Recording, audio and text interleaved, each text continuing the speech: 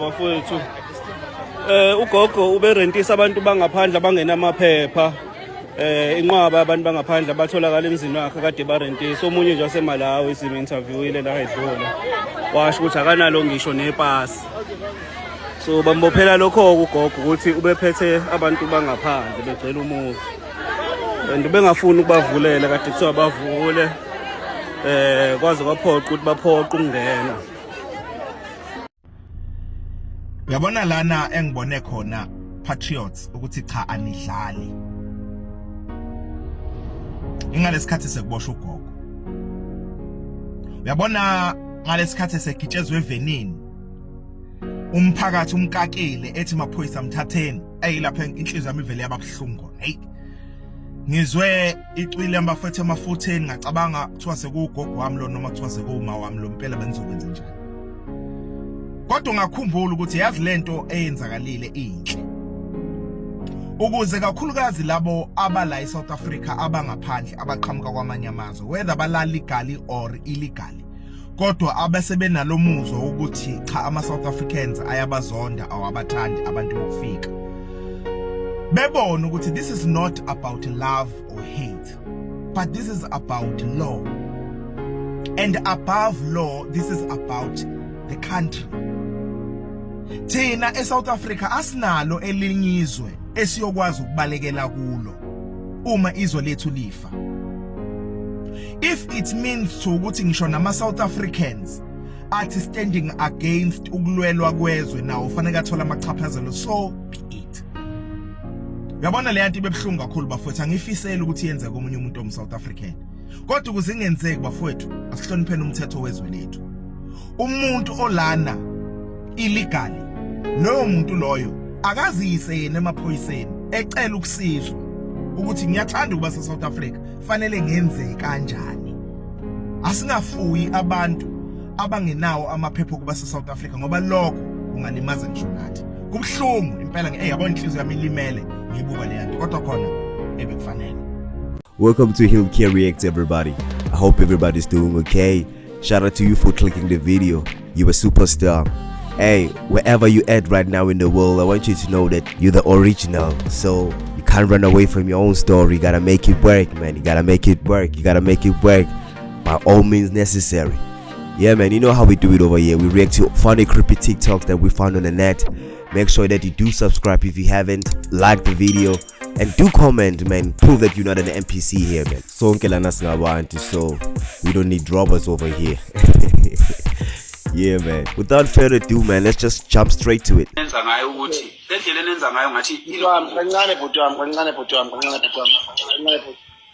Futhi lo live angivuyelanga wena futhi yabo. So uyanyake ngikutshele ngoba uthe angikhuluma ngithi akuthi ngidlalela abantu abangazi nalabo abathukayo manje. Yes, ngiyezwa but engizama ukukucela ukuthi ungakhulumi ukuthi ngazuthi mhlawumbe usendlini encane uyabhosha. Awuzabe futhi ngabe ukukhuluma yabona okwejongo futhi wami usheshise manje njengamanje simile so siseleke manje yabona. Yeah, kungcono ngimane nilale nivale lo live ngoba kusho ukuthi vela nikazi ukuzwa phela. Bengicela ukuthi yabona njengamanje uyilande kahle but ngicela ukuthi ube straight to the point yabona. Okay madoda Mgibe wathi baba uhlabisa uyabhosha. Uyazazi ukuthi mana khona i-disclaimer isicelo lapha esicelo esihamba phambili esibizwa ngokuthi disclaimer esithi ngicela ukuthi laba abakhonzile Mgibe njengoba sila ku live nabakhonze umfowethu uDubule ngiyacela ukubabingelela ngenkulu inhlonipho. Ngiyanihlonipha nonke abafowethu futhi ngiyazi ukuthi njoba nithanda abafowethu laba nami angibenyanye. Waqala phansi inkulumo manje phakela waqala phansi inkulumo yini utatazeliswa yini kanti ngoba ngawo uhlala upheko yodaba straight. Yeah mana khona umuntu obhala into ebhedayo la manje mina ngeke ngikwazi ukujabulela lezi zinto ezibhalwa abantu abanesizungu. Yabo khohlwa ama comment ikhuluma lolu daba lohlala pheko yodaba ngisebenza wena Mgibe cela abantu bakho bengayibhali laba comments abahlezibabhala la. Ngicela ama comment uhlukane nawo. Mina ngizoyifundela ama comment makushaya isikhathi ukuthi ngifaka abantu la ngizobafaka futhi abantu So engicela ukuthi uphendule indaba yevideo yami ukuthi wayisuka ngani ivideo yami. Okay. One. Kuphela uyakusikhomba ngalomunye wakho omkhulu khuluma ngqo. Hlala pheko. Ibisikhala kule video. Mina ngiyaqala nokuyibona bafethu. Anybody who got a cleaner version or a full version of this video, please share bafethu. Uyakhumbuleka uDubula. Long live Dubula Mbatha. Sakhumbula mfu.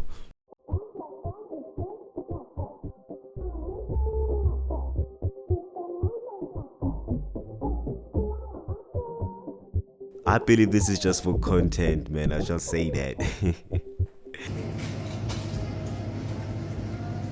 Are you drinking my milkshake? No, sir, no. Can you call the manager? Manager? Can you call the manager? Yes, the manager. Hey, they kill it. Shout out to them. Yeah, by the way, I don't want anyone's skin.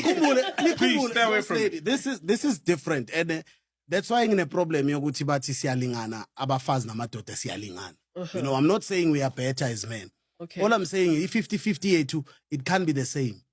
If you're doing 50 yakho, do it ngobumama. Okay. Now I'll do the men 50. Yeah. Then we make that 100. I get you you. understand? So abantu besifazane, most of them don't have a problem if you're out in umntwana. Yeah. You know, but in Amadota, we've got that thing. Ukuthi, I can't be having someone's child because babak, especially if ubabusapi. You know how tough it is. Uhleli nomntwana la lokho uyamdlalisa, but nangu babakho sekumele umiyeka phuma kubaba. You know, as a man, sekumele ouch. Exactly, it happens. Sekumele or remaining your gate for this guy. You know the awkwardness. Yeah, sure. And in your mind, yeah, sure. You know, you always have those things. So Tina Matota, I want to start our own kingdom. Can't have, not that we hate kids, but because bazokhula nabalokathi. You know when you khulisa umntwana besathi phela usubaba bami. You know how that hits. No, I get you, but with 4, I'm just saying in your case, you've got 4 kids. How does already. that conversation go down when you meet a woman? Like, how do you bring that up?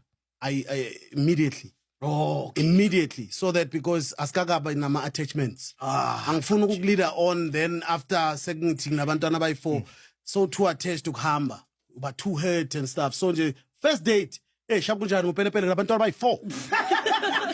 Wena. So that's how I do it. And it helps, Joe. It helps because as kambelana manga, from you the know. jump. So are you gonna make her baby mama number 5? Ubani. Your girlfriend. My girlfriend right now is baby mama number 4. Oh, yeah. Okay. So I'm trying. We are, I think it's not 13 years. Oh. Sizwana. So ngigange alokanami. Hey, bonke the 3-layer cheating. So you know, This sounds like a motion love. why you beg kanjalo? Yo. So Sol, exactly. So Sol, imagine this. So you know what? Okay, uqale ngayo though. Ay man, Sol, mameli stories kabani list. Okay, all right. I'm asking. Go on, I'm asking. Go on, bro. Yo. Man, ubuza umphetho. So, baby mama number 1, ngijola naye siba nomntwana, right? Uyazwakala. So, Okay. mangizothola umntwana wes2, I meet baby mama number 2 and I'm dating baby mama number 4. So ngijoli cherezi 2. And I can't let them go because they're treating me good. We are for start. So eventually I need to be man up now. I need to have 1. Yeah. And I would sit there and so. Which one works for me? Yeah. Because I don't want to hurt them. Yabazi abantu bakuphathe grand ngale ndlela ukuthi mawungathi let's break up, you'd break them apart. That's the second one. No, but the first one, the main. Angakatsheli muntu Joe. Okay. Angakatsheli muntu. So mangilong joina laba boy2, I meet you baby mama number 2. You know, now I can't tell this one because ngibajola boy2. In the mix ngibona icherry yadlula lapha ngithi hello. Ithi hello. Angazi mina kwenzakaleni athi pregnant ngithi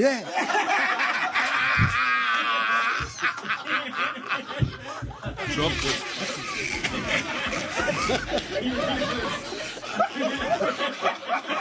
You guys think I'm joking? So manje. So you understand that? Hey, No, strong, doctor. Are you strong?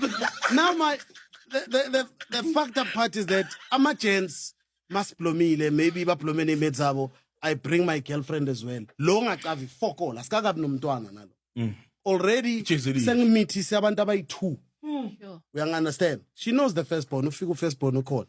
So ama-gents anothi, hey boy, injani incosi? Now I'm like, hey. Indilana. You remember la. So iloki incosi yokwenzana bahlala, yazi la bahlala. You know, so eventually I had to do right, Joe. I had to do right. It was a thing yokuthi if I lose her, I lose her.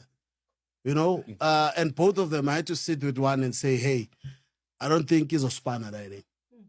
So baby mama number 2 got pregnant because she wanted to be pregnant. You know our fathers can be pregnant if they want to. So it was a thing that we agreed, no kids, and eventually she would cry. Would say, man, I want a kid, I'm getting old, you know, and she stopped drinking whatever she takes and she felt pregnant. You know what I mean? So salula lo good, but now you're bringing a lifetime responsibility. You know, and so masbaleka niti is useless, and we could have spoken about this. Yeah. Oh, you know, damn, yeah, that's Yeah. So under jail, jail. Exactly, jail. So it was unfair. So for long, and then we sat with the one that I have now. But now remember, I've got another kid now. She doesn't know of. Eventually, I tell her, you know, mntwana. I wish I had told her with nomunye mntwana vi. Now eventually we're chilling and I'm like, remember I told you I've got a kid. She's like, yeah. Well, guess what? There's another one.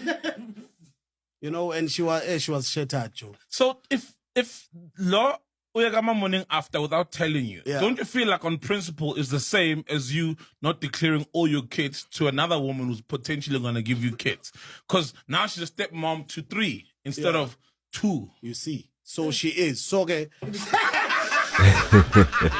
I respect. Hey, ngoba nzima ubayindoda. Hey, le ndoda liyakuhlekisa lena. Hey, saze sathola kanzima emhlabeni. So I bumped into this post online and I wanted to share it with you and then to share my thoughts. Good morning. Ndicela undifihle. I told my husband I wasn't comfortable with him kissing umntanam because he is not the biological father. He apologized and promised it would never happen again. After ndithethe lento, everything changed. He stopped playing with her and slowly started to treat her like she no longer matters. Andabi nangxaki ngoba vele ayingomntanakhe. That means I didn't have a problem because it's not his child. A week later, wagula umntanam. I took her to the doctor. Xa ndifika, she had been removed from his medical aid. I asked him why did he remove her, what he is not the biological father. Fine, ndamyeka. Ngoku ndisandofumanisa uba he transferred all the investments. Owayezevulele umntanam. He transferred all the investments that he'd taken out for my child. Ndambuza kanti yintoni ingxaki because sayithetha lento yadlula. Wathi, I assumed you weren't comfortable with me. Ndenzele izinto umntana because I'm not the biological father. Andifuna ukuxoka Edmund. This is very painful. Umyeni wam ebemthanda umntanam ebede ebizwa ngotata wegirl. Ngoku friends zakhe zimbiza ngegama. I'm not sure noba ubaxelele na. The woman was totally wrong subjectively. Mina mangibona iside lami because bashadile labantu laba yangithola into leyo. Mabashadile mfethu indoda imfake everywhere like kuma savings, life insurance, all the stuff. They uzongitshela lokuthi wena akusu umntanami lona nani. Lento levele ngeke vele ngiphathe grand. Mfethu izongenza ukuthi vele ngicabange izinto ezibhaya. So definitely sure nalo baba nalobhuti lona ubonile ukuthi azini nama ngikho safe lo. So in order for me to be safe, let me just remove lo mntwana lona kuzo zonke izinto bengumfake zona yangithwala lento leyo once. Very painful. My husband really loved my child. He was even known as the father of the girl, daddy's girl, or girl's daddy. Now even his friends just call the child call him by his name. I'm not sure if he's told them. Ndingaxolisa njani ngoba lento ingathi iya kwi-divorce. It's crazy that this is a polarizing post, by the way. And by polarizing, I mean, there are people who are like, but I understand the mom, you know, I mean, this guy is being unreasonable. Why would he punish the child? Yeah, okay. Let me cover a few things. Number one, if a parent, mother or father, feels another parent is doing something that they deem inappropriate, I think it's very important to raise this, but in a very respectful manner. It could be a father telling the mom, look, you keep kissing our son and you keep maybe sticking your tongue in his mouth or something. You're like, I'm not really comfortable with that. Or the mom kissing the boy on the lips and you're like, listen, I'd personally prefer if my son is not being kissed by older women, including the mom. It's just how I feel. And you guys have a discussion, you look at the pros and cons, you speak about the dynamics. Very important to say that. Number two, in the same breath, this shouldn't now be a biological versus stepfather chat. This is something I deem inappropriate for my child from anyone. And you guys talk about it. Number two, this lady emphasizes because he is not the biological father. The reason she's uncomfortable with him kissing the daughter is because he is not the biological father. Not because he's an older man, not because she thinks fathers shouldn't be kissing girls. It's because he is not the biological father. So I have to deduce from that if the biological father had kissed the girl, she'd have no issue. She'd be like, oh, well, that's his dad. That's her dad. It's chilled. That's not her dad. Not chilled. Which means clearly she's setting boundaries for her biological child and telling the stepfather, this is not really your child, so please have boundaries. And this guy having thought, look, this is like my daughter. I married her mom. I'm going to love her like my own child. I'm going to put her in my investments. I'm going to put her on my medical aid because she's just like my child. I love her that much. And the mother reminded him, you are not the biological father. And he said, bet. From there, I was like, since I can't get the benefits of being a stepfather, it doesn't make sense for her to get the benefits of being a stepdaughter. And correctly so. He went and he took off his medical aid. She has a biological father who can put her on his medical aid. She has a biological mother. He's like, I'm going to remove her from my investments. Fair play. People are upset. Yes, he maybe should have communicated. Of course. You know, it's very important, especially in a committed relationship or marriage, to say, look, thank you very much for sharing your views. I won't kiss the girl anymore. I now understand the boundaries. However, I'd like to let you know that since you're setting these boundaries, I also need to let you know that I treated her like my own daughter. That's why I put her in my investments. That's why I put on my medical aid. And I think for now, I'd like to take her off those things because clearly I'm not the biological father. It seems the biggest issue that this woman has is that her daughter is no longer receiving benefits from the father that stepped up. That's the issue. And now, of course, she's worried about divorce. But it's like, I'm happy to get benefits from this guy as the stepdad. But I want to set boundaries to remind him he's not the father. And this becomes one of the reasons why so many men advise other men. Men are supposed to build a family and not join one, is what they say. Don't become a stepdad. Don't step up. Don't take on responsibilities that are not yours. It will end in tears. And it's sad because cases like this prove them right. Of which, of course, it is not all cases. There are amazing stories where people are now grown and they're like, my stepfather, my stepmom were everything to me. I love them like they're my own. I never ever felt like, and there were no boundaries. The problem with a lot of women, sadly, is women create conditional relationships for their children with another man. And this is why so many women say things like, I'm not really comfortable introducing my kids to another man, but you're very comfortable introducing your kids to other men that you work with other men that are in the neighborhood, with other men at school in the form of coaches and teachers. You're not worried about those people being in your children's lives temporarily. You're worried about the man you're romantically involved with, which means it's not about the child, it's about you. It's your concern for yourself, not for your kids. Yes, boundaries should be set around who gets access to your kids, especially in your living space, etc. But you're seemingly comfortable to be with this person until you're happy. Once you get frustrated, once you guys fight, once you break up, you're very quick to remind him this is not your child. And then you cut the relationship, even if the man had a good relationship with the child. And this becomes one of the reasons why I advise men in particular, but women as well, do not become another parent. Don't be stepfather of the year, stepmother of the year. Be a good uncle, be a good aunt. Treat that child as if it is your niece or your nephew or your neighbor's child. Love them with boundaries and limits. Because the day you guys fight, the day you guys have an issue, you will be reminded very painfully that this is not your child. Like biological fathers today are restricted access from their own children. Biological fathers are fighting in courts. How much worse if you're a stepfather? Not only can you not fight in court, but she'll remind you, hey, chief, hey, this is not your child though. And it breaks a lot of people. It breaks the men, but it also breaks the children, because some children really, really grow fond of people. The concern, of course, which is fair, is so mom's dated 3 guys. So I've met 3 guys and I like all of them, or I like one of them, or I like 2. Should mom now be making this effort of, okay, you're going to go spend time with your biological father, and then you go spend time with uncle whoever and uncle whoever because you get along with them, even though I'm not with them anymore. I know it's tough. And this is why in a scene what would happen. Right or wrongly so. What would happen is when a woman and a man have a child and they break up and the woman wants to move on, the woman would be advised, take the child to your parents. Let the child be raised by the maternal grandparents so that you don't have to deal with this gemors that is happening here where now the child has to be meeting new people and whatever. Send the child to a space where there's some stability and they're not constantly meeting new people and understanding new dynamics. Now mom is crying and she hates this guy, and now this guy's come back and now they're getting along again. So now it's very messy. But a very great request that is very educational for so many of us. And again, like I said, it's polarizing because even the things I'm sharing, many people don't agree with them, and it's okay. But I'd like to hear your thoughts so we can learn from each other. What advice would you give this lady? She's told the stepfather, please don't kiss this girl. She's not your child.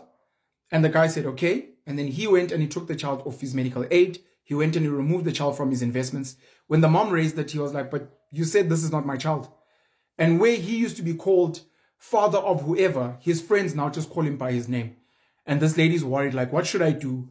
It seems like we're heading for a divorce. What advice would you give? Penny all the black pen. Happy Sunday. Cheers. It's chai. It's chai. It's no longer going to be the same anymore. Even if she tried to apologize, Mfana, it won't work. I could sign a both sign a screening or any both sign a pepin. Hang sign a screening. If you cut like what sign a screening, Baba, leaning your neck to be zelayo, ember we cut if what sign a screening. I'll be calling your neck to be zelayo, ember we cut like. Yeah, we call about. Eceleni kwenyoni nginepoke elincane elimhlophe elinenamba ezi3. Yeah. Zibhalwe kanjani ngakwelakhe site just to verify? Zibhalwe ukuthi Z3 ziseboxini nje elincane elimhlophe. Oh, sengiyayibona Zibhalwe ukuthi 792. 792. Yeah. Nomzana. Yeah. Say lezi number, yabo lezi number kade sibiza ezithi 484795. Yeah. Besacela uphinde ungiverify le 95 mnumzana. Sengibizwa kaningi phela manje bafana. Alithi uyithathile nje. Yes baba, mangiyiphantsha la kwi system mnumzana ibuya ne red flag. So mayibuya ne red flag mnumzana lokho kusho ukuthi ngibizele inumber wrong. So ingakho ngicela ungibizele kahle kabusha. Mhlambe mina obhale kambi baba, you understand? Aw, manje kuvele red flag lapho. Yes baba, kuvele red flag mangiyiphantsha la kwi system. Aw bafethu, hayi. Bafethu nami ningifaya phela lo plugini bafethu. Yazi nami ngilambile. Ulambile. Ulambe kanjani manje baba? Nje mfethu phela nami ngiyayidinga imali bafethu. And ayidli imali ngalento. Sayidli imali ngalento. Usho ukuthi mina uthi mina ngiyakuskema ngamanye amazwi. Angishongo kanjalo, ngithe ngiplug out yami. Ngiyacela. Ngikufaki kephi baba ngoba mina ngisemsebenzini. Njengoba ngikhuluma nawe ngise21 eAlbert Street eJohannesburg. Oh, ithini address? Angizwa? I-address ithini baba? Ngise21 eAlbert Street eJohannesburg baba. Oh, okay. Ngicela ubungifonele mase ngithuma umuntu ukuthi akayongicheckela. Akucheckele ini mnumzana, because njengamanje ngisengicela ungibizele inamba lezi ezilandela after 95. Mnumzana, ngicela wazi ukuthi njengoba ngikhuluma nama-calls ami nawarekhodiwe. So uma ngingakhonanga ukuthi ngiverify mnumzane, njengamanje i-account ngizoyiblocka for 145 days for our investigation service. Ikhadi lisho ngizokwazi ukulivula emva kwe-4 months ne-2 weeks mnumzane, okay? Okay.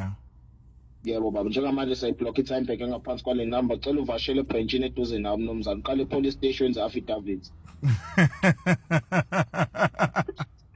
Sumeko.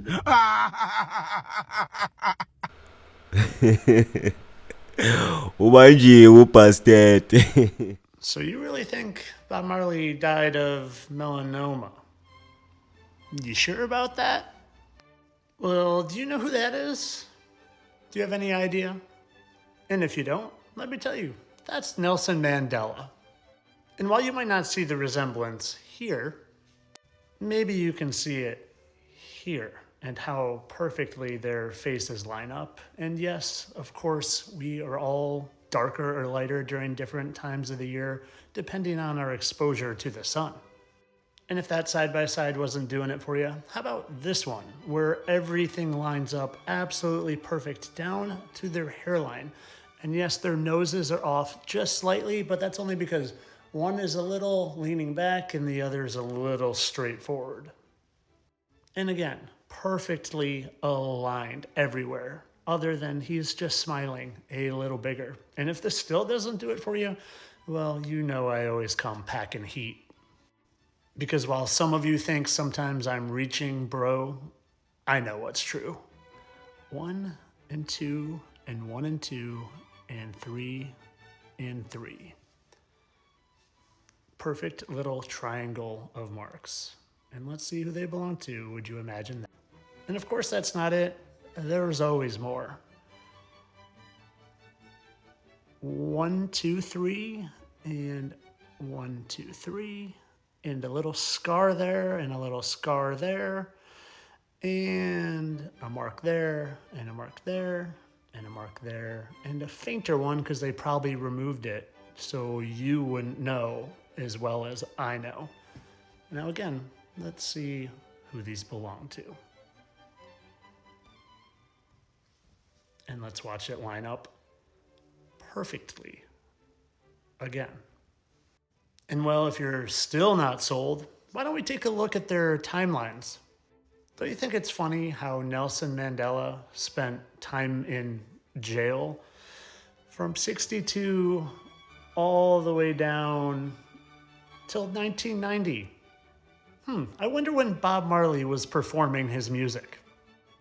From 65 till 80. Would you imagine that? The exact time frame that Mandela was supposedly in prison.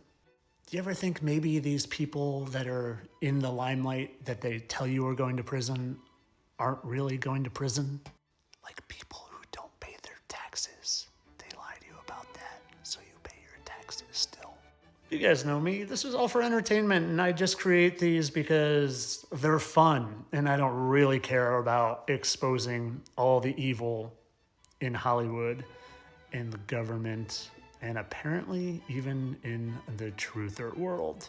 Entertainment only. And yes, I'm gonna wink, not because I'm part of any secret society, because the moderators don't censor as much when you say entertainment purposes only. But then I feel the need to wink so you know it's not really for entertainment purposes. Do you understand? So entertainment only. May the Most High protect this gentleman right here, man. I love his content. He exposes fallen angels, you know, ama demoni, how they change characters through our lives and through generation after generation. When we born with a different guy and that's the same person from look, so yeah, his channel is called Fetus Flat Earther. Go run him up, man. He's got some dope content right there, man. So yeah, let's get back to it. Hey guys, lana sino Kinet umfana omncane bafethu ufuna ukusiculela ingoma. Kinet unjani boy? Yaphila. Yaphila ntwana yami. Okay, awusiculele your favorite song. Yaphile kwabona la. Uloluthando. Qonda nuqondana. Yes boy. Qonda nuqondana. Sabuqala sadlala. Sadlala sana magama Aus. namagama uthando lwamina Kenya. mina sengithanda ngempela I'm telling you. ngempela Aus. ulavo Ay, ay, ay, ay, ay, ay, ay, ay. Idlozi lithula du mawufetshela akuthola umsebenzi. Ozwa lifuna itiye, lifuna amaladi, nalo nje idlozi libuye lisidakelwe. Who is this? The devil. What? That's the devil. That's the man called Caesar Borgia. Who? The son of Pope Alexander VI of Rome. All right, this is an image that was painted by Leonardo da Vinci. It was also painted by Michelangelo. So this is, according to Revelation 13, the image of the beast. Jesus Christ was never white. Jesus Christ is a black man, according to the Bible. And you are the Israelites, black people. All right, that's who we are, the real Jews. Okay, how do you know he's black? It's in the Bible. Revelation chapter 1 and verse 14 and 15. Daniel chapter 10 verse 5 and 6. Daniel chapter 7 verse 9. Revelation chapter 2 verse 18. The Bible describes Jesus Christ as a black man. He's right, you know. Let me know what you think in the comments below. Remember, good people, it's only for entertainment purposes only. Hey, mtshali yini ungakhe uthenge idini wakhe indlu hey ngizogqoka indlu mina manje ngibheka mina ngifanele ugqoka indlu manje ngiyobona ukotikoti bami le USA kufuna ngigqoke indlu azongitshena ngendlu mina ni under pressure senithi mina niyangidirector nenza ukuthi niyangi-advise yakhe indlu mtshali ugqoka kubalekile nizwe ilokho ngani i-high press hydration break angiyidedeli mina straight kitchen care nansi indlu ngakhe yiphi nayi indlu akusindlu le Ori ngitshengisa ukuthi kuyangeneka la kuyavaleka futhi. Ngibona ukuthi kuyavaleka. Manje ngakhe yiphindlu. Ningena ngibona ngilele phandle, ningena ngibona ngingu street kids. Ha ngazongitshena nini. Nina absorb pressure nini. Ngoba mina ngeke nginikhulu ngibheki. Fair play angidedeli. Straight. Kitchen care ayuthanda kanjani? Kuyosindwa wafaka abantu abalayekeza na kuyakusiza ukugula kancane defense zofufa sathi abantu abekhala ukugula futhi kuyangithembisa ufazi usibingamthola uqala kusithi into abusegcineni. Kodwa umsigebenzi wasikhona kuyosikhulula. Kodwa khipha umdlala ama-email, dlala ama-YouTube, ama-Twitter, Instagram, is a kind is a regard. Right? Kitchen care awuthanda kanjani? Jovetho. I couldn't get the last part. Angisamzwanga ekugcineni, but ukuthini yena ujola overseas. So ufuna ukuletha umabhebeza from overseas emkhukhwini. Xa usijwayela ka. Umntwana wakho embuzi wephi? Embuzi. Umntwana wakho embuzi. Ngambulala, bathi umntwana ngambulala. Wambulala. Manje usuyavuma ukuthi vele unomntwana nembuzi. Nginomntwana nembuzi, ngiyavuma nje. Unomntwana nembuzi. Ubulale wathi? Mbulenge. Mbulelelani? Ngithi nje umntwana nembuzi. Maye wena imbuzi le kharo wonga condomize nolala nembuzi. Wonga fake condom. Yazi ukuthi nje sidle imbuzi thina nje sidla abantwana bakho because imbuzi umntwana lo phela imbuzi le.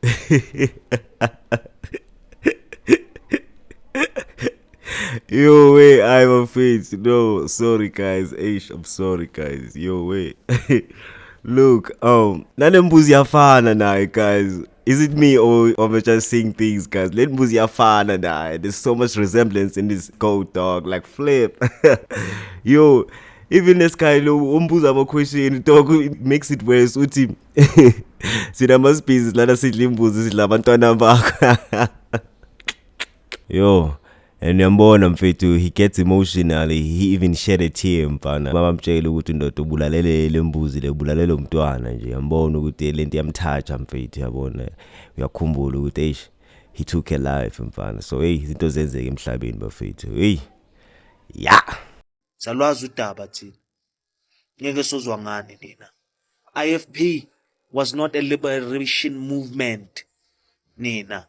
And majority of nina KZN you voted for the IFP. Thingintsheleni into ezoyenzeka right now. And guys, I don't want us to isolate people from KZN because nibaningi matswana mavenda mapedi matsonga abeSuthu amaXhosa, you support this madness. Saphatha lo msangano lo ohlekisa belungu bayahleka laughing all the way to the bank. because you don't know your history. Nimoshile ANC ngokungafaki history kuma curriculum wenu, anizazi la niphuma khona, anisazi story senu nina. Busy ngani CIA nina, ma third force. You are being used right now. Tina Samuzu Biko said, the greatest weapon in the hands of the oppressor is the mind of the oppressed. Baphethe ingqondo zenu nina via remote control. Nisazohlupheka nina, inhlupheko isazonround easy. Mina I'd rather ngamane ngihambe ngeZimbabwe, ngiyohlala eZimbabwe nabantwana bami nomndeni wami, than ukuthi ngihlale ezweni labantu abazonda abantu abamnyama. A country that normalizes the hatred of Africans. Mamelani lana nina, indabuko yenu nina siyayazi nina. Zange nina naba amaqabane nina, zange naba amasoja nina, zange nabhekana nomlungu nina. You were for the normalization of apartheid. You were for the normalization of the homelands. Sayazi history yethu thina. Ngazucabanga ukuthi sonke si dididi that you've managed to convince. Ndlala ngabo gogo bethu, ndlala ngabo aunt bethu. You're messing with our genuine grievances, our genuine poverty, our genuine anger, and you're misdirecting it. Maramamelani nizofeyila. Bona laba kusasa labo swenza show ukuthi laqhakaza laba kusasa swenza show ukuthi bayazi ukuthi baba Africa. They're Africans, you idiots. It's in the name of your country, South Africa. You're only one of 2 countries in Africa that bear the name of Africa in the name of the country. My people, don't be fooled by these people. Times are changing. Spileskatin is blind. The forces of power are changing. The dynamics are changing. The colonizers are getting more desperate than ever before. Ngeke nizolidwa yile queen nina. Ngeke nizolidwa abobaba bathanda amakamera, bathanda ukubukwa. Vulani imiqondo yenu. Sicabangela laba manje. Sicabangela laba. Kusasa labo. Hayi izisu zenu. Zimbuzi ndeni niloko nilwela imisebenzi engashintsha impilo zenu. Imisebenzi that are actually tarnishing, destroying the relationships, destroying your lives. Nime one place. Loko nilwela imisebenzi engeke ishintshe impilo zenu. Ngeke sizwe ngani 30 June yokunuka, kuna 30 June next. Nizohamba niqhubeke noba makhoboka and be slaves for majananda, and be slave for majuda, and be slave for ingamla, bantonze ngamandeski as always. That's your position. Stick to your position. You're not revolutionaries. You're not nation changers. Sizwa sikazi sachangewa abosisa bahamba bafaka amajistring ngesikhathi somzabalazo. Tsek. Dana mufuna ukulala. Mababy, sambi baby. South Africa kuphi na kuphi la ukhona. Ngizocela uxolo uma ukuthi ngizozwakala ngiroute. Inkinga yami angikwazi ukuze expressa kahle. Ngenhlonipho nje ephelele. Mhlambe ngakheke kabi, angazi. Nakula madoda futhi omabili. Ngizocela uxolo bobhuti uma ukuthi ngizozwakala ngasanihloniphanga. Kodwa ngiza nje la ngilimele. Ngeke bakithi. Angeke. Ngeke bobhuti. Nisimoshela umzabalazo. Niyawumosha umzabalazo ngeke. Niyayibulala into enhle enziwa ama-South Africans ukuhlangana abe yinto eyodwa, alwele into eyodwa. Niyawubulala nina lowo mqiqo. Because impi yenu ingepolitiki nje. Akekho mhlawumbe ngathi akayiboni leyo nto leyo. Unless akanalo ulwazi. Impi yenu ingepolitiki nobabili. Kahle kahle. Manje ke sekufanele manje kume yonke into ngenxa yenu namaqembeni ezepolitiki. We all know ukuthi uMancinze uze njengelakho ukuzokweseka umzabalazo kaSisi Jacinta. IMarch and March. Waqhamuka njengelakho. Siyazi ukuthi umsebenzi wakhe udirected to ama-companies, i-illegality eyenzeke kuma-companies, u-assist ama-South Africans ngakwezemisebenzi. Siyakuthakasela lokho, siyakuthanda, siyabonga Mancenze. Kodwa ilakhe iqhamuka ngaphansi kwani kweqembu le-MK. Uphakela Umthakathi uqhamuka njengensizwa nobunsizwa bezokweseka uJacinta emzabalazweni iMarch and March. You understand? Kodwa siyazi ukuthi ubhuti uphakela Umthakathi uyimember yeqembu le-IFP. Siyakwazi lokho. Vele namaqembu amabili lapha kwaZulu Natal kakhulukazi anakho ukungaboni ngasoleni. Siyazi ke sonke ukuthi why angizoyichaza leyo nto. You understand? Then labantu mabeqhamuka bengamalunga amaqembu bezekile kulomzabalazo kaJacinta. Khumbula ukuthi ifight yethu singama South Africans i-directed to abantu abangena ilanga ongemthetho eSouth Africa, abazosibulalela iSouth Africa, abasiterrorizayo la eSouth Africa. Bangene ngokungemthetho. Impi yethu singama South Africans wonkana despite ukuthi uyiliphi iqembu i-directed to that. You understand? But la madodo amabili aze nempi yepolitiki la. Kusho ukuthi omunye uzizwa ethreatenishekile ukuthi esana engathi lo muntu lo uzogcina ehamba nabo bonke abantu ebase kwi-direction yakhe. Nomunye nazizwe threat. Manje thina ke singama South Africans senze njani ngoba thina asifani nabo thina. We don't care about amaqembu ezepolitiki. Mina njengamanje I wish engazathi ngabe kuthiwa ayaqedwa amaqembu ezepolitiki ngoba asizi ngalutho la eSouth Africa. Inonsense indaba yepolitiki. You understand? Ngifisa ngabe iyaphela. Manje nithi senze njani ke singama South Africans? Uma ukuthi nizozanzosibulela umzabalazo.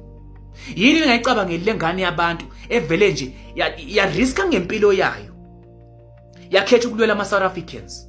Ngikhuluma ngosisi Jacinta. Wa riska ngempilo yakhe wakhetha ukuthi alwela ama South Africans, asukume awalwela ama South Africans. Yonke impopho yesibhamu ibheke ngakuyena njengamanje uphila njengenyamazana umntwana abantu. Nina niza kwinto yakhe enhla kayihlanganisayo elwela ama South Africans, niza ngendaba yepolitiki.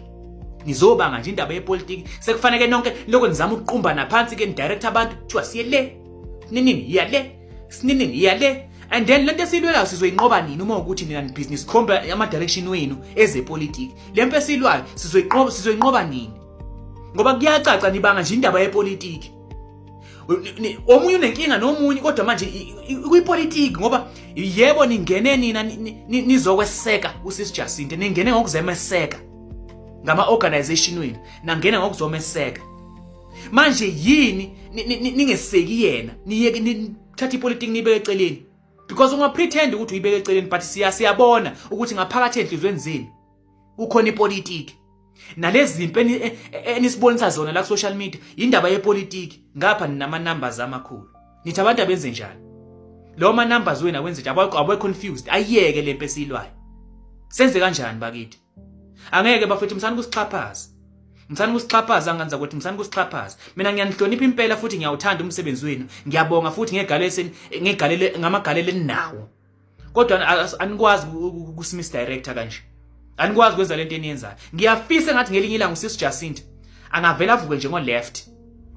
Bese ethi uyazi ukuthini? Angisanidingi. Angisalidingi uxhaso lweni. Hamba wena uyozenzela into yakhe eceleni, nawe hamba uzenzela into yakhe eceleni. Yabona ama South Africans azoneseka mayeneseka but kulokhu kwami okudirected to ama foreign nationals angene ngokungemthetho eSouth Africa, illegal ones. You understand? Anginidingi. Ngiyafisa ngathi ngavuka ngelinye ilanga evuke nje ngo left. Ngoba njengamanje ingane yabantu yathatha impilo yayo engcupheni. Nathi sithatha impilo zethu sibeke engcupheni, sisupport iMarch and March. Sinikhulume kahle, sikhulume ngani kahle. Noba nonke sikhulume ngani kahle. Siyazi vele ukuthi ninezitha. Njengamanje impopho yesibhamu ibheke kini nonke. Kodwa thina siyakwazi ukuriska ngempilo zethu. Singene la, sikhulume ngani kahle. Sithola ama threat each and every time. Straight nishwa abantu abanganifuni nina. Nathi ke bajika lapho ngasifuni because siyaneseka bese nijika lapho nizobanga ipolitiki. Nijika lapho nizolwa noda futhi ku social media nibanga ipolitiki. Angeke bakithi. Ngeke. Anikwazi ukwenza kanje ama South Africans. Anikwazi ukudlala ngama South Africans ngalendlela. Anikwazi ukuxhaphaza amandla oyithukuthuku zika Jacinta ngalendlela le. Rather nivele nibuyele eceleni bafowethu. Rather nime kancane nibuyele eceleni nenzeni kwenzayo. Thina siqhubeke thina. Ngoba thina sikhona thina abantu abaneutral abangenendaba nepolitiki. Sikhona thina abantu abangenendaba nepolitiki. We can move on no sis Jacinta. Saze savelelwake abantu abathanda ukukhuluma bengacabanganga nabantu abathanda ukukhuluma bengazange beyipopole into. Yini wrong ngokuthi uphakela umthakathi ahamba ohlangana nabaMuslim? Yini wrong? Ngoba abaMuslim sikhulele kuona, sikhula nawo, abanye bafunda nawo. Yini wrong ngokuthi uphakela umthakathi ahamba ohlangana nabaMuslim? Uphakela umthakathi usho kahle, wathi uzoba nama-meeting amaningi. Uzohlangana nabantu abaningi abahlukahlukene. Zona lokho ubehlangene nama-security nabantu onama-security ekuboardroom. Namhlanje ubehlangene nabantu bama-Islamic laba bama-Muslim yesu kuthi ya lokho ngikushoyo. Yini wrong ngalokho? Sekuthiwa udayisizwe bayahamba labantu abahamba. We guys yini? Nina understand usiphakela umthatha uhlakaniphe nganani. Yabona lento lempi le mina ngokucabanga kwami nokulalela uphakela umthakathi mekhuluma because mina ngiyamfollow and ngiyamsupport. Even nomancenza naye ngiyamsupport. Wonke umuntu ngiyamsupport wenza into eright. Lesifuna South African. Yebo. Ayikho into wrong uphakela umthakathi ayenze uhlangane nabantu kwi-meeting. Vele ukuze lento emasheni match gazini ukuze siyiwine as ama-black South African people, we need bonke labantu base-South Africa. Sidinga ama-Indian, sidinga ama-Coloured, sidinga abantu abamhlophe. Yes, yabona nje siyabadinga labantu laba ukuze lento esiyilwayo. And labantu abahlangane nabo, what if ama-businessmen? Uyazi ukuthi ama-security company amaningi aphethe ama-Muslim. MI7 nje, MI7 yazi ukuthi uphethe ubani MI7? Hayi gazini. Ama-Muslim ama-business investors endaweni eningi anemali. Kade labantu behlala nathi. So nje kahle futhi abantu bafunda sorry. Abantu abafunda ukulinda. Ayikho into esicefe njengomuntu ongafuni ukulinda. Ayikho into enesicefe njengomuntu ongafuni. Abantu abalindi phakela umthakathi uzosibriefa ngoba vele uyazi ukuthi khona bazokhipha indaba engakazi khiphi. Awugazi nanilindeni. Yabo uphakela umthakathi into ayiphekayo. Into ayiphekayo ephakela umthakathi nibe senibambo ngezansi. That's why ngifeel bad mangibona abantu abathukanayo kwi-page like especially with the Zulu names like umZulu ukhipha inhlambe engakuzothi umsulunganina kumuntu omdala. Umdayisi ilento lengiphatha kabi ngoba abantu bethuka bengakazi. Ngiyazi ukuthi nosonke siyamthanda uphakela umthakathi. But why umthuka umuntu omdala ungakazi ukuthi engakasho ukuthi sini ngoba uzosho very eventually uzosho. Guys musane kuba nje zolokhu ANC ibimena nolunye uhlanga nabo. MK uZuma bebekade bemena abanye futhi. Yini wrong maseku ephakela umthakathi? Hayi kahle nigazini. Yes vele ke ama social media wonke umuntu une opinion yakhe ucomment kodwa not ukuthuka umuntu omdala singakazi. Kahleni gazini kahleni. Phakela umthakathi ngeke awudayise umzabala zophakela umthakathi ushayiwe la. Vele umuntu fanele ube ne-strategy umuntu kulomhlaba esiphila kuona. Lempi ngesiwini esisodwa nje siwini esodwa singenalo olunye uhlanga. Lempi le sidinga vele ama-Indian, abantu bama-Muslim, sidinga abelungu, sidinga ama-Coloured, sidinga wonke umuntu obelonga eSouth Africa. Ukuze lempi siyilwe kahle kahle ukuthi nohulumeni asheshe asizwe ngoba gazini bekuthiwa ngempela ema-market lawa begcwala futhi gazini bekuthiwa ama-market la amaningi begcwala belungu. Ingaba kade Ramaphosa responda ngento esile, ngabe kade waresponda ngento esile. And futhi vele i-machine nensizwa nomnsizwa nabo bonke abantu basupporta i-movement lethu. Siyawadinga ama-investors azovela adinwe athi sina Ramaphosa ukuthi wena unayo imali okutransporta labantu bahambisa emazweni abo thina sinayo imali soyifanda lento. Khipha namabhasi namisana labantu. Bangalwesikipha abantu la emalokishini bahamba ohlala phaya eDurban nokuhlala eLimpopo. Abanye baphinde bebuyele ekuthini. Sebakhipha labantu babuyela kuthina sebakhipha. No guys asilindeni. Okunaloko asithandazeni ukuthi lento yenziwa uphakela umthakathi kube into ezojabulisa thina sonke. Hayi sigxeke singakazi. Gazini onke ama movement adinga abantu abazibafanda. So mawukuthi phakela umthakathi uyofuna ama funding ofuna ukuthi azolekelela. It's okay as long as ngawudayisa ngumzabalazo. So kahle nilindani umuntu omdala, lindani babandabandaba. Uzozosbriefa ngoba vele siyayifuna indaba. So anikahleni gazi msana ukumthuka umuntu omdala.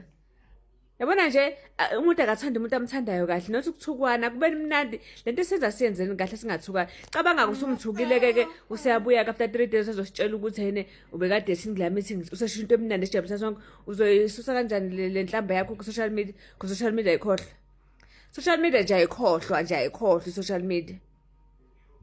Hayi gazini man hamsana ukungibhora ngoba sibadala sonke nje umuntu vela comment kathi ngane ka grade 1. Ay, sis. No fight. We will never fight you. We need this economy in this country. Are you easy? I'm begging you, my brother. I'm begging you. Don't let my campus zoom into you.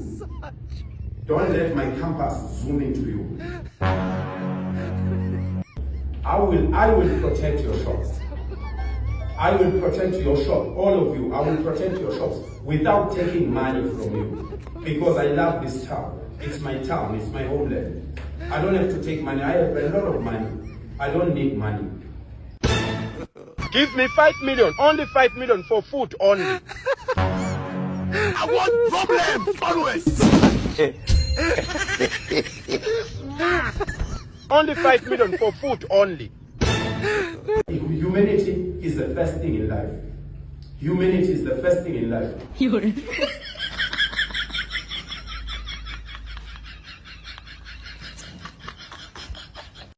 All these guys with guns who are saying I'm going to protect you, they are lying to you. They are taking money from you guys.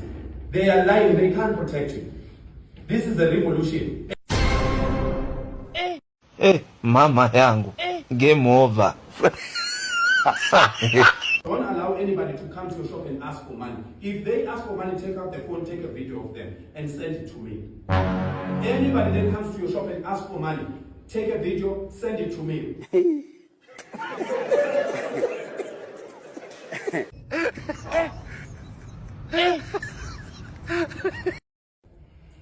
Stop paying anyone.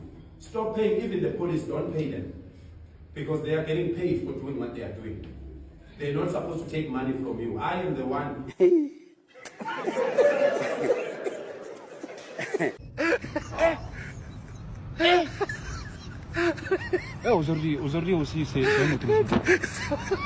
It would be stupid should shut down the town. But in that meeting, we said from yesterday, we are going to make sure ukuthi impahla abayidayisayo zi-right. Abantu ababasebenzela babakhokhela kahle nayo yonke imithetho ehambelana nokusebenza edolobheni.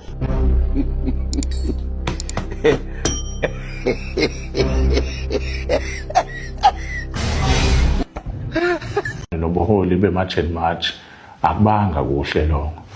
Mase kuba khona insolo ezithi before baye kulo mhlangano omhla 29 zithi bahlangana nabanye abantu abathile abasondelene noPresident uRamaphosa bamnika imali engango 3 million isiyonke kodwa waqale kwakhipha ideposit o 1.5 million. After immediate briefing kwakumele kuphume futhi omunye u1.5 million isiyonke imali kwabo 3 million. Zikhona ke lezo insolo enjalo okusho ukuthi uma ukuthi ngempela lo nto yenzeka ngoba umuntu abahlangana naye owenza yonke lento ukuthi bethola imali uBejane Chauke omunye usondelene kakhulu noRamaphosa loyo kuthiwa imali bayithola kuyena ukuthi ke ukuthi ngempela ikhona imali yaphuma yanikwa abafowethu futhi abalenzanga iqiniso ngoba bekumele bayisho na public ukuthi kunemali abayithola ukuthi imali clean mhlambe ngakuxhaswa umzabalazo ukuthi siqhubeke sizabalaze noma babesizwe intweni zabo epersonally noma kwakusizwa insizwa nomnsizwa foundation noma nje kwakuyimali yani kodwa kubalekile ukuthi umphakathi ulazi iqiniso ngoba lo mzabalazo baningi abantu asebeyinikele kuwona and baningi abantu asebenezitha ngokuthi bajoyine lo mzabalazo.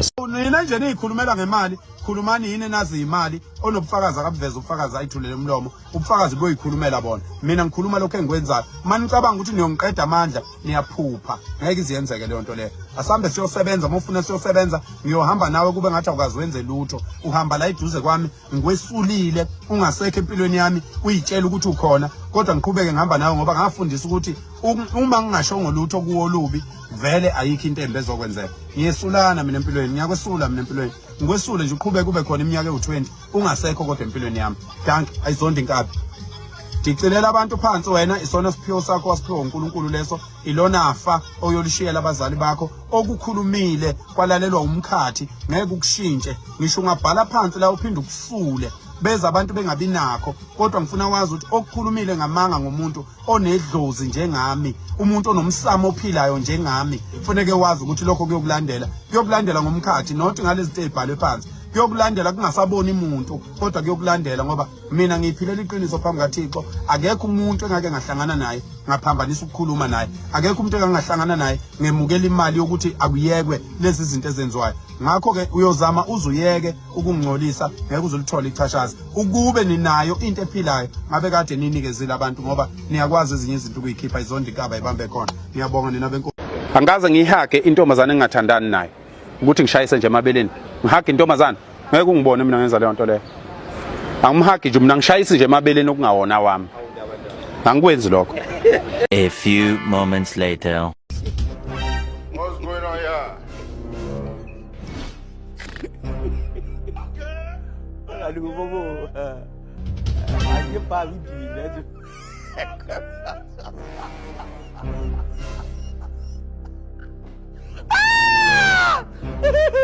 Ini sekarang sekali lagi macam saya. What's going on here? We're here to visit. To visit? Like you. We're not here Where? to go to... Where? We're here to visit. We have a beautiful country. That's why you like it. Why you coming? We pay So why you chase us then? Why you chase us? You are stupid guys. You South Africa people. You are very stupid. Why don't go to your president? Why did you go to Cape Town? Why you come here in Mozambique? Very stupid. People, we cross with you people. We're not help with you guys. We're not help with you guys. We're very close with South Africa people.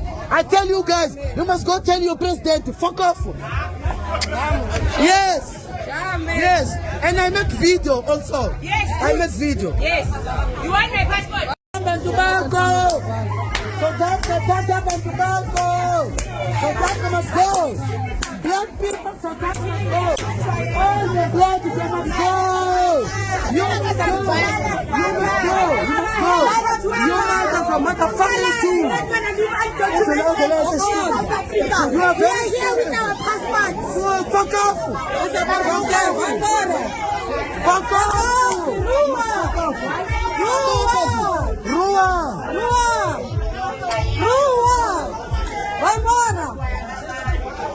Hey good bafethu sekubele manje sisifihle manje basiya ku-overseas kumele sicamba amanga manje singasho ukuthi siphume e-South Africa but obvious kuma-airport bazobona ukuthi uphuma va so kumele sibe aware ukuthi vele i-bad treatment sohlangabezana nayo vele overseas. If you thought anti-immigrant protests and political threats over the last few days didn't have real-world consequences, take a look at what is happening at the border right now.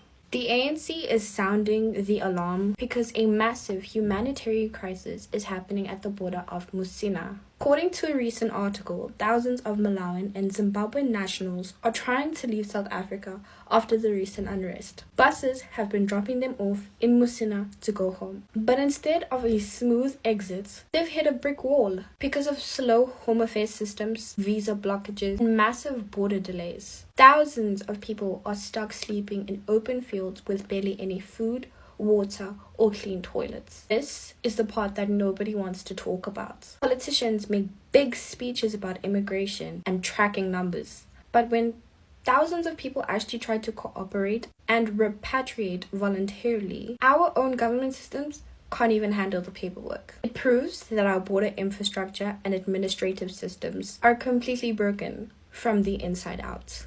Chasing people out of a country doesn't automatically fix a broken system. If we can't even process people who want to leave cleanly and safely, how are we ever even going to manage the borders properly? Talk about fixing the system and not just reacting to the chaos.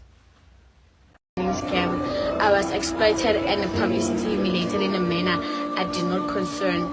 I did not sign any contract and I was taken advantage of under false pretenses.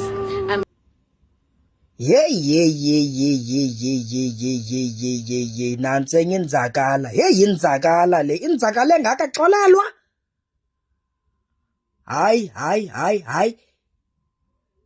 Uxolelwa yena makangakhweli kuloo traka because uxolelwa akazokwazi kaloku ukhwela kuloo traka yena.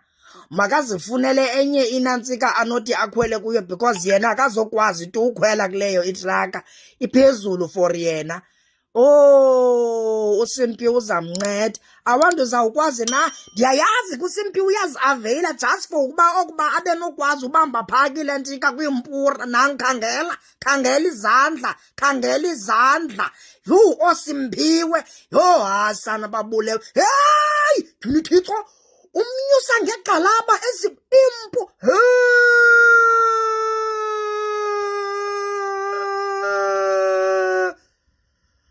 Amadoda bemathathu uxolelwa ngumsebenzi moso. Thathani forklift madoda nimnyuse ngeforklift uxolelwa because hey kuyabonakala uba uSimphiwe akasoza lenza ixesha kulo unantsika uwayidlwabhaza. Hey xolelwa nguwayidlwabhaza. Why uneze country impura zehlabathi lonke Thathani forklift madoda umnyuseni ngeforklift because ayiki yenze njani. Hayi ayiki yenze njani xa engaka. Uza kophuka igxalaba Simphiwe. Khangela uSimphiwe azisuki izandla kwimpura. Hayi mntaka mama yimagnet. Khangela. Hayi mlayisheni ngeforklift bantwana basekhaya because ayiki yenze njani. Bazamlayisha ngayo nyani? Akasaququzela uSimphiwe. Yoli loo nto into enamanzi phakathi uSimphiwe. Yo nayi nawuxolwa kude Simphiwe nina nanku ekhwela naye. Ukhwelo yaphi Simphiwe because akunyusa wena uyi-lightweight boss. Yebo Simphiwe yini le? Yini Thixo? At least ayisebenzile shem i-forklift. Ayisebenzile yona. Hayi shem isebenzile. Yehla Simphiwe yehla. Chini. Hey nanko uswela izandla phansi. Why uSimphiwe zawuswela izandla phansi? Kutheni dani kulutyididi phezulu? Hey. Xolelwa.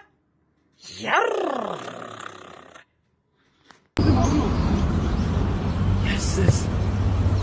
Yinhle. Engaka. Yona. Yina ngathi sinye ubumzimba. Hey. Qhamu. Bona manje. Uza wena. Fresh. Hey wena, suka lapho. Abadonsa.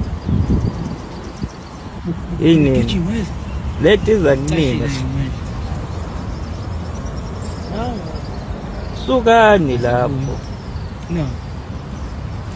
Yey.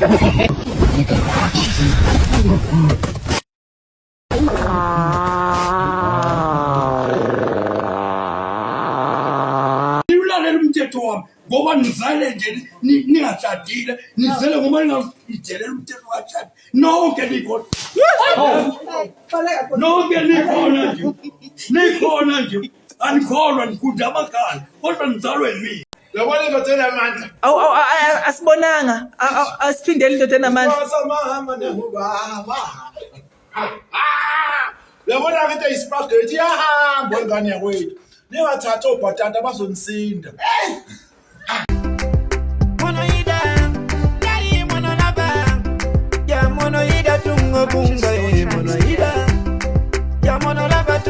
It hurts my feelings all my black friends get their own special word they get to call each other, so I'm starting something for us white boys.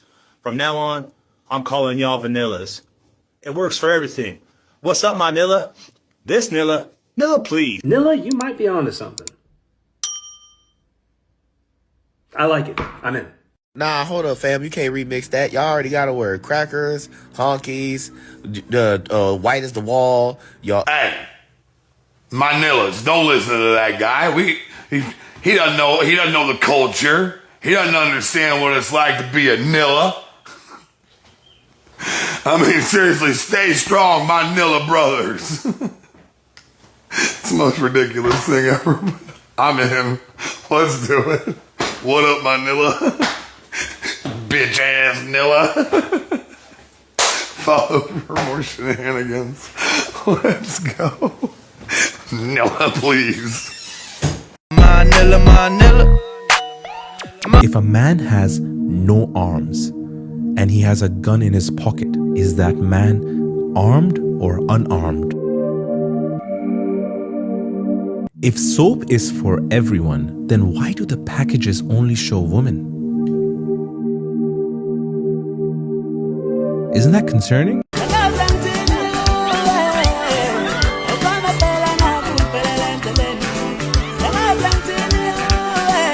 Kodwa Nkosi yami kazi ayinabo inonina lezi ingane. Mabe khona bathule bathini ngempela. Saka uPhilipin. Akamithisanga ndim. Damke akayibhwani la mntana. Ayibhwani. Khaftheke enqala lo mntana. The Asian countries like China and India, they are now in space. On the moon. They are looking at us here like insects. Just look. That space is common property for all of us. The moon is ours also. But we are not there. We're just here in Naivasha, Naikuru. We don't know what's going on there. These people are looking at us like this, as you are looking at insects. Send Brazil. Yo, yeah, Braz. Yo, yeah, Braz. Yo, yeah. Yeah, Braz. Yeah, Braz. Yeah, Braz. Ayin, yeah, Braz. Yeah. That's not touching. I could do it. Yeah, Braz and Brazil. Yo, yeah. Emathuneni sobona, emathuneni sobona, emathuneni siyobona, emathuneni sobona, emathuneni hamba sobona, emathuneni.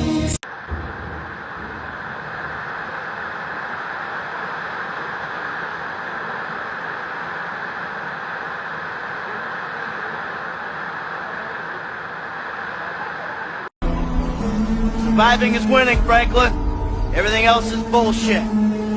Fairy tales spun by people afraid to look like...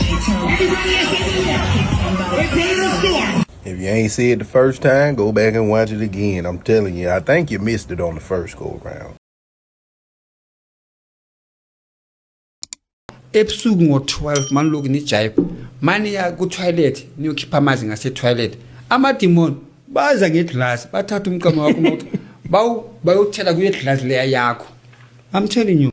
You see the silver locker? Yes, I can see it, boss. You will have to remove it from the top. But first, before you listen to the instruction first, Michael.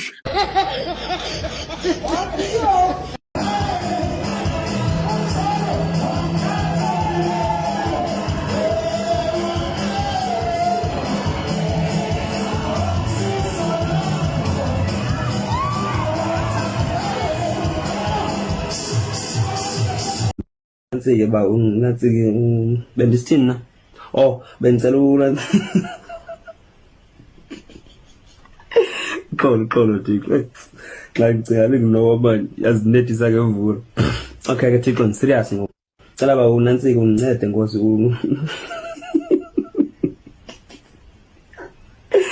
Okay, xolo.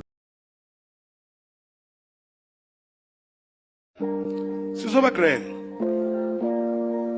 Sizovuka vyemi. Sizoba grand. Sizovuka vyemi. Sizoba postini, sizoba pusha saba grand, savuka. Sizoba grand.